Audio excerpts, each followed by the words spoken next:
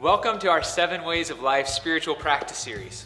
Whether you're watching these videos on your own or with a group, we know that if you really engage the content of this series, you will grow in your spiritual life and experience victories over habits you thought you would never overcome.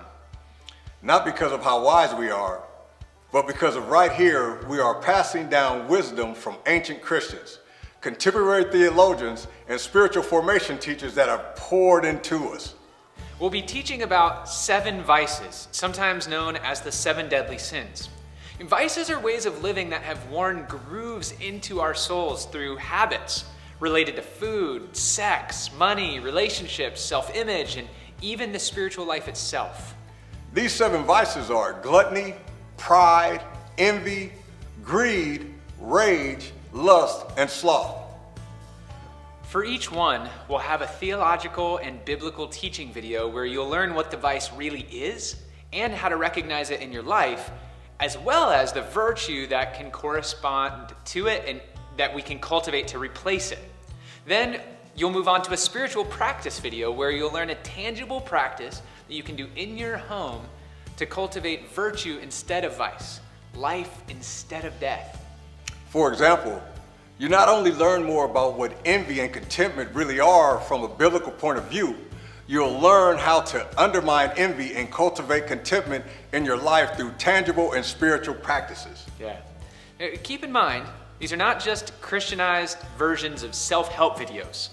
Even though we can't slide into holiness and virtue by accident, we also cannot work ourselves into them by diligently applying the right techniques.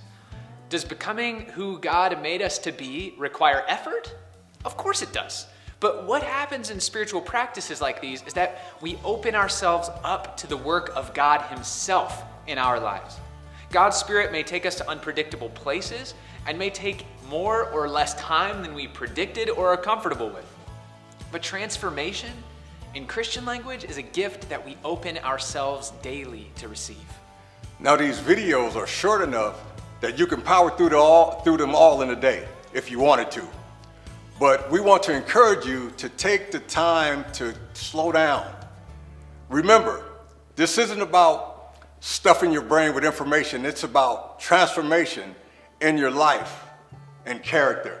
Yeah, so watch the 2 videos for each vice and virtue, and then take some time to actually use the practices you learn about.